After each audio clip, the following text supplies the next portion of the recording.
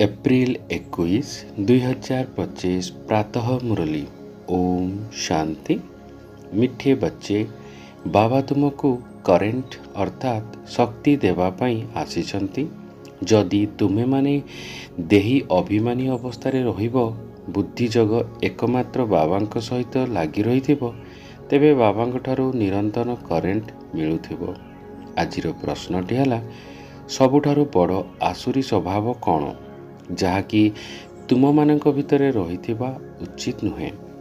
ଉତ୍ତରଟି ହେଲା, ଅଶାନ୍ତି ସୃଷ୍ଟି କରିବା ପାଇଁ ସବୁଠାରୁ ବଡ଼ ଆସୁରୀ ସ୍ୱଭାବ ଅଟେ। ଅଶାନ୍ତି ସୃଷ୍ଟି କରୁଥିବା ବ୍ୟକ୍ତି ଉପରେ ସମସ୍ତେ ବିରକ୍ତ ହୋଇଯାଆନ୍ତି। ସେମାନେ ଯେଉଁଆଡ଼େ ଯିବେ ସେଠାରେ ଅଶାନ୍ତି ସୃଷ୍ଟି କରିବେ। ସେଥିପାଇଁ ଭଗବାନ ଠାରୁ ସମସ୍ତେ ଶାନ୍ତିର ବର ମାଗୁଛନ୍ତି।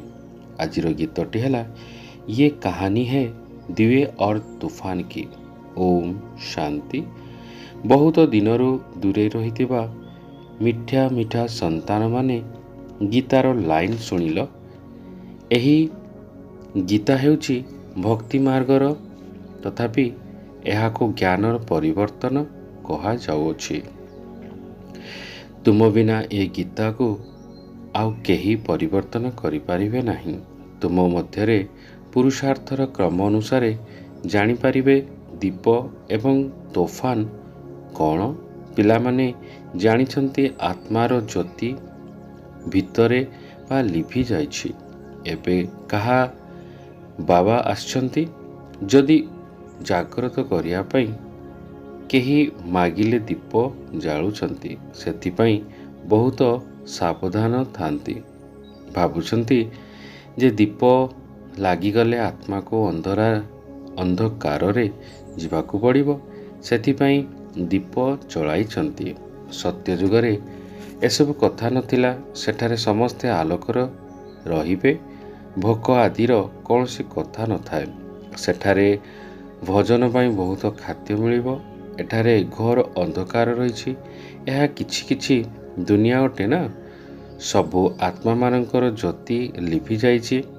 କେବଳ ତୁମ ପାଇଁ ହିଁ ବାବା ଆସୁଛନ୍ତି। ତୁମର ଜ୍ୟୋତି ଲିଭି ଯାଉଛି। ଏବେ କରେଣ୍ଟ କେଉଁଠାରୁ ମିଳିବ? ପିଲାମାନେ ଜାଣିଛନ୍ତି କରେଣ୍ଟ ବାବାଙ୍କ ଠାରୁ ହିଁ ମିଳିବ। କରେଣ୍ଟ ଅଧିକ ହେଲେ ବଲ୍ବରେ ପ୍ରକାଶ ଅଧିକ ହୋଇଯାଏ। ଏବେ ତୁମ ବଡ଼ ମେସିନରୁ କରେଣ୍ଟ ନେଇଯାଅ। ଦେଖ, ବମ୍ବେ ପରି ସହରରେ କେତେ ଅଧିକ ଲୋକ ରହୁଛନ୍ତି। ତେବେ ସେମାନେ କେତେ ଅଧିକ କରେଣ୍ଟ ଦରକାର? ନିଶ୍ଚୟ ବହୁତ ବଡ଼ ମେସିନ୍ ମିଳିଥିବ। ଏହା ହେଉଛି ବେଦର ବା ବେହଦର କଥା। ସାରା ଦୁନିଆରେ ଆତ୍ମାମାନଙ୍କର ଜ୍ୟୋତି ଲିଭି ଯାଉଛି। ତାଙ୍କୁ କରେଣ୍ଟ ଦେବାକୁ ହେବ। ମୂଳ କଥା ବାବା ବୁଝାଉଛନ୍ତି, ବୁଦ୍ଧି ଯୋଗ ବାବାଙ୍କ ସହିତ ଲଗାଅ। ଦେହି ଅଭିମାନୀ ହୁଅ। କେତେ ବଡ଼ ବାବା ସାରା ଦୁନିଆର ପତିତ ମନୁଷ୍ୟମାନଙ୍କୁ ପବିତ୍ର କରାଇବା ପାଇଁ, ସମସ୍ତଙ୍କର ଜ୍ୟୋତି ଜାଗ୍ରତ କରାଇବା ପାଇଁ ସୁପ୍ରିମ ବାବା ଆସିଛନ୍ତି। ସାରା ଦୁନିଆରେ ମନୁଷ୍ୟମାନଙ୍କର ଜ୍ୟୋତି ଜାଗ୍ରତ କରାଉଛନ୍ତି। ବାବା କିଏ, କିପରି ଜ୍ୟୋତି ଜାଗ୍ରତ କରୁଛନ୍ତି, ଏକଥା ଦୁନିଆରେ କେହି ଜାଣିନାହାନ୍ତି। ତାଙ୍କୁ ଜ୍ୟୋତି ସ୍ୱରୂପ କୁହାଯାଉଛି। ପୁଣି ସର୍ବବ୍ୟାପୀ ମଧ୍ୟ କହି ଦେଉଛନ୍ତି। ଜ୍ୟୋତିକୁ ଡାକୁଛନ୍ତି କାହିଁକି ନା ସେମାନଙ୍କର ଜ୍ୟୋତି ଲିଭି ଯାଇଛି। ଅଖଣ୍ଡ ଜ୍ୟୋତିର ସାକ୍ଷାତକାର ମଧ୍ୟ ହୋଇଯାଉଛି। ଶାସ୍ତ୍ରରେ ଦେଖାଯାଉଛି ଯେ ଅର୍ଜୁନ କହିଲେ, ମୁଁ ଏତେ ଯେ ତେଜ ସହନ କରିପାରୁନାହିଁ। ବହୁତ ଶକ୍ତି ରହିଛି। ଏହି କଥାକୁ ଏବେ ତମେମାନେ ହିଁ ବୁଝୁଛ।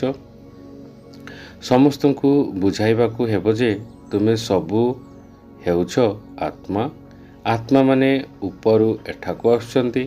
ପ୍ରଥମେ ଆତ୍ମା ପବିତ୍ର ଥିବାରୁ ସେଥିରେ କରେଣ୍ଟ ଅର୍ଥାତ୍ ଶକ୍ତି ମିଳିଥାଏ। ଆତ୍ମା ସ୍ୱତ ପ୍ରଧାନ ହୋଇଥାଏ। ସତ୍ୟ ଯୁଗରେ ଆତ୍ମାମାନେ ପବିତ୍ର ଥିଲେ, ପୁଣି ସେମାନଙ୍କୁ ଅପବିତ୍ର ମଧ୍ୟ ହେବାକୁ ପଡ଼ିଥାଏ। ଅପବିତ୍ର ହେବାରୁ ଗଡ଼ ଫାଦର ଈଶ୍ୱର ପିତା ତାଙ୍କୁ ହିଁ ଡାକୁଛନ୍ତି ଯେ ଆସି ମୁକ୍ତ କର, ଅର୍ଥାତ୍ ଦୁଃଖରୁ ମୁକ୍ତ କର। ମୁକ୍ତ କରିବା ଏବଂ ପାବନ କରିବା ଉଭୟଙ୍କର ଅର୍ଥ ଅଲଗା। ତେବେ ନିଶ୍ଚୟ କାହା ଦ୍ୱାରା ପତିତ ହୋଇଯାଉଛନ୍ତି। ସେଥିପାଇଁ କହୁଛନ୍ତି ବାବା ଆସି ମୁକ୍ତ କରି ପବିତ୍ର ମଧ୍ୟ କରାଅ। ଏଠାରେ ଆମକୁ ଶାନ୍ତିଧାମକୁ ନେଉ ଚାଲ, ଶାନ୍ତିର ବରଦାନ ଦିଅ।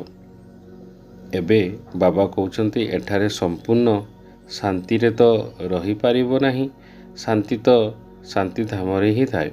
ସତ୍ୟଯୁଗରେ ଏକ ଧର୍ମ ଏକ ରାଜ୍ୟ ହୋଇଥିବାରୁ ସେଠାରେ ଶାନ୍ତି ଥାଏ।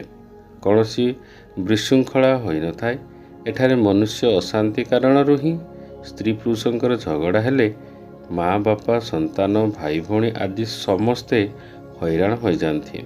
ଅଶାନ୍ତ ମନୁଷ୍ୟ କେଉଁଆଡ଼େ ବି ଯିବ ଅଶାନ୍ତି ସୃଷ୍ଟି କରିବ, କାହିଁକି ନା ଆସୁରୀ ସ୍ୱଭାବ ରହିଛି ନା। ଏବେ ତୁମେ ଜାଣୁଛ ସତ୍ୟଯୁଗର ହେଉଛି ସୁଖଧାମ। ସେଠାରେ ସୁଖ ଶାନ୍ତି ଉଭୟ ରହିଛି ଏବଂ ପରମଧାମରେ କେବଳ ଶାନ୍ତି ରହିଛି।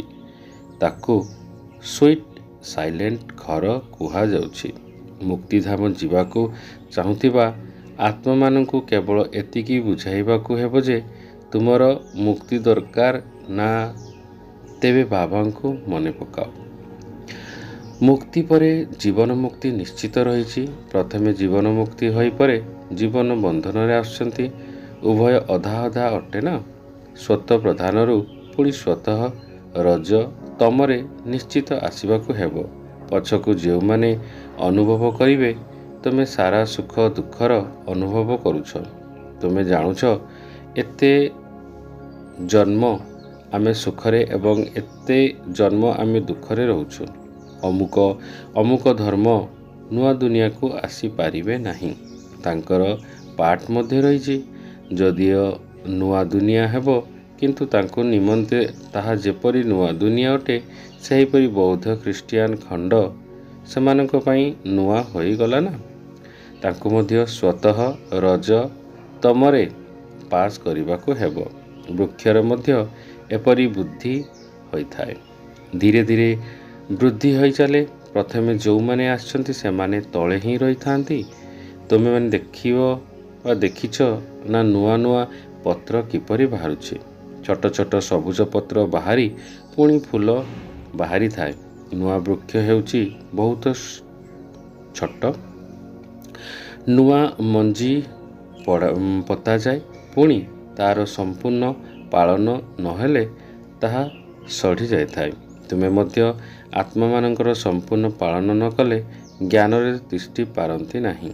ବାବା ଆସି ମନୁଷ୍ୟରୁ ଦେବତା କରାଉଛନ୍ତି। ପୁଣି ସେଥିରେ କ୍ରମାନ୍ୱୟରେ ହେଉଛନ୍ତି ରାଜଧାନୀ ସ୍ଥାପନ ହେଉଛି ନା।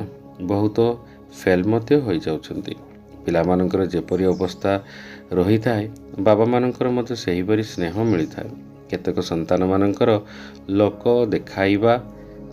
ଦେଖାଣିଆ ମଧ୍ୟ ସ୍ନେହ କରିବାକୁ ପଡ଼ିଥାଏ।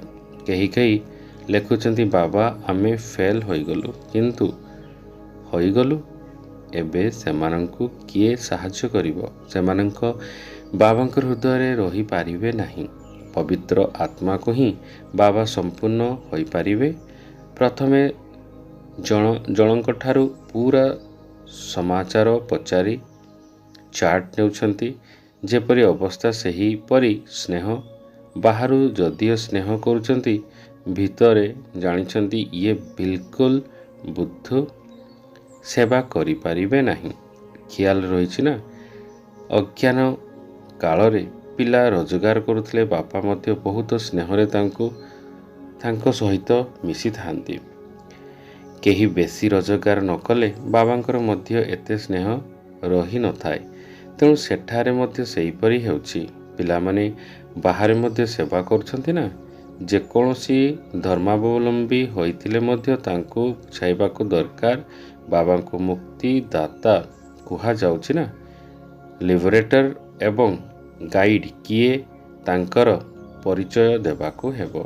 ସୁପ୍ରିମ ଗଡ୍ ଫାଦର ଆସୁଛନ୍ତି, ସମସ୍ତଙ୍କୁ ମୁକ୍ତ କରୁଛନ୍ତି। ବାବା କହୁଛନ୍ତି ତୁମେ କେତେ ପତିତ ହୋଇଯାଉଛ, ପବିତ୍ରତା ବିଲକୁଲ ନାହିଁ। ଏବେ ମୋତେ ମନେ ପକାଅ। ବାବା ସଦା ପବିତ୍ର ଅଟନ୍ତି। ବାକି ସମସ୍ତେ ପବିତ୍ରରୁ ପବିତ୍ର ଅପବିତ୍ର ନିଶ୍ଚିତ ହେଉଛନ୍ତି।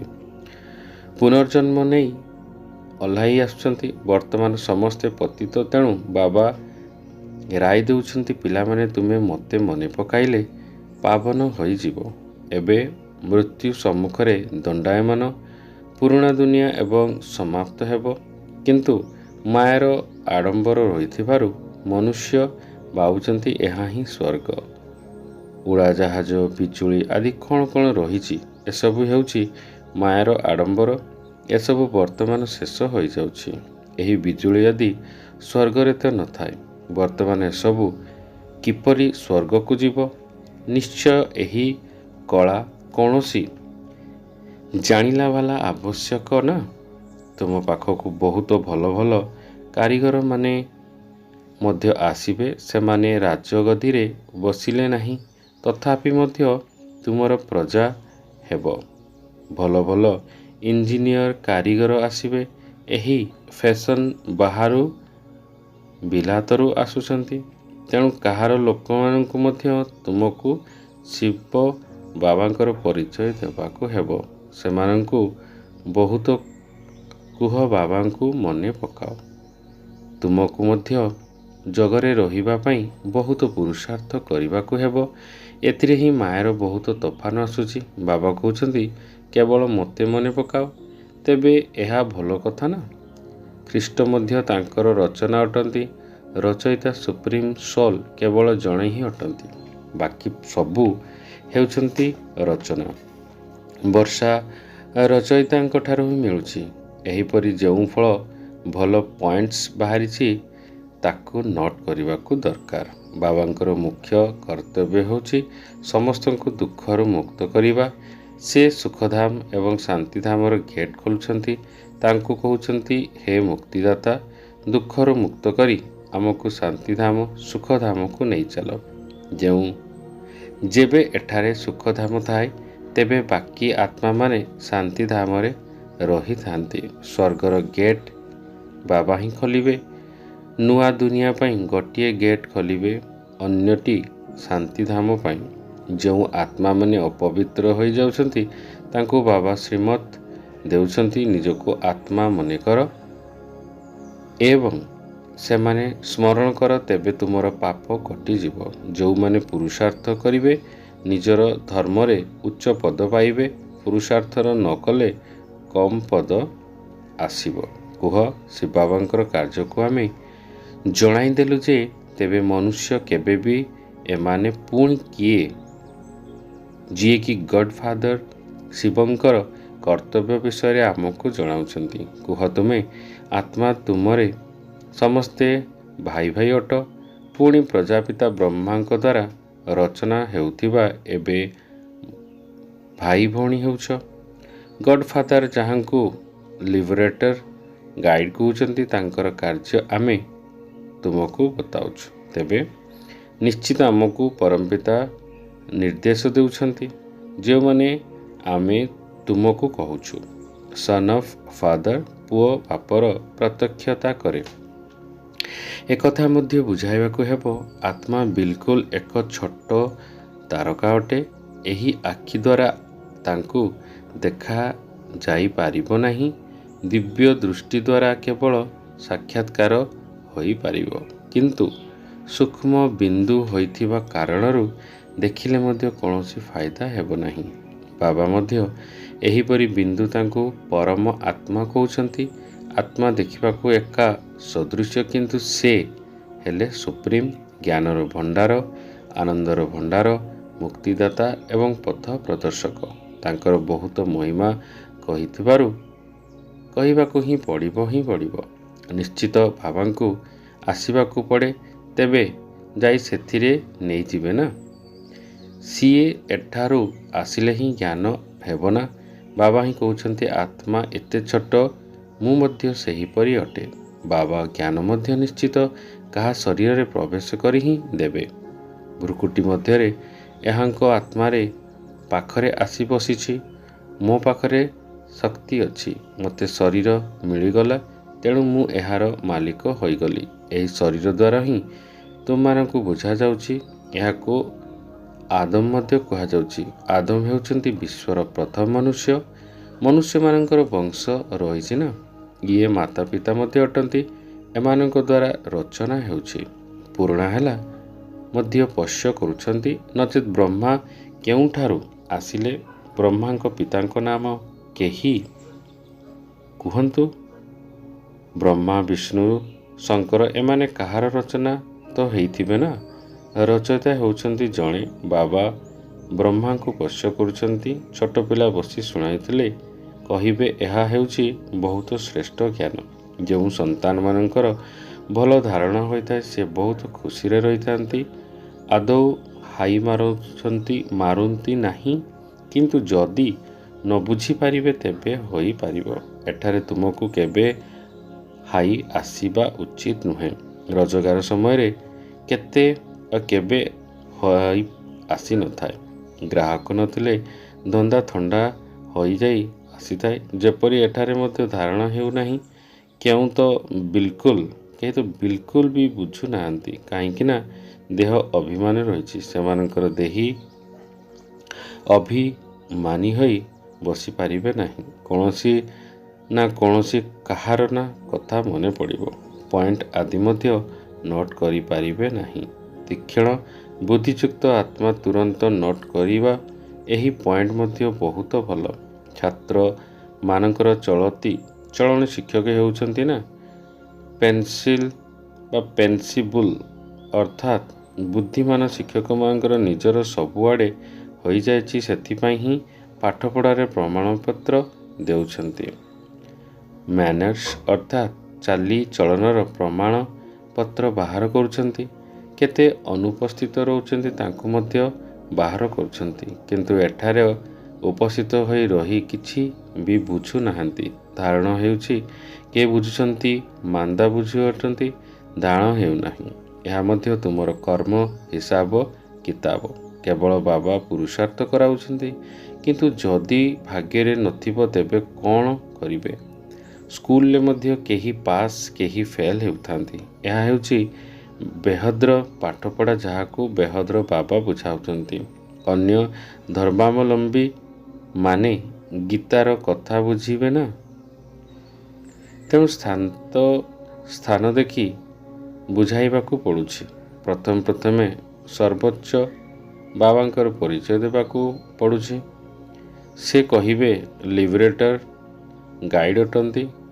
ସ୍ୱର୍ଗରେ ଏହି ସବୁ ବିକାର ରହିବ ନାହିଁ। ବର୍ତ୍ତମାନ ଏହାକୁ ଶୈତାନୀ ରାଜ୍ୟ କୁହାଯାଉଛି। ଏହା ପୁରୁଣା ଦୁନିଆ ଅଟେ। ଏହାକୁ ଗୋଲ୍ଡେନ୍ ଦୁନିଆ କୁହାଯିବ ନାହିଁ। ନୂଆ ଦୁନିଆ ଥିଲା, ଏବେ ପୁରୁଣା ଦୁନିଆ ହୋଇଛି। ପିଲାମାନଙ୍କ ମଧ୍ୟରେ ଯାହାର ସେବାର ସଉକ ରହିଛି ସେମାନେ ପଏଣ୍ଟସ୍ ନୋଟ୍ କରିବାକୁ ଦରକାର। ଆଚ୍ଛା, ମିଠା ଶିଖିଲା ଦେ ସନ୍ତାନମାନଙ୍କ ପ୍ରତି ମାତାପିତା ବାପଦାଦାଙ୍କର ମଧୁର ସ୍ନେହସମ୍ପନ୍ନ ଶୁଭେଚ୍ଛା ଏବଂ ସୁପ୍ରଭାତ। ଆତ୍ମିକ ପିତାଙ୍କର ଆତ୍ମିକ ସନ୍ତାନମାନଙ୍କୁ ନମସ୍ତେ।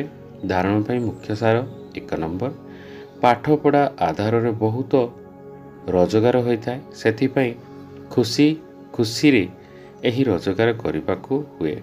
ପାଠପଢ଼ା ସମୟରେ କେବେ ବି ହାଇ ଅର୍ଥାତ୍ ଆଳସ୍ୟ ଆଦି ନ ଆସୁ ଏବଂ ବୁଦ୍ଧିଯୋଗ ଏଣେତେଣେ ନ ଯାଉ।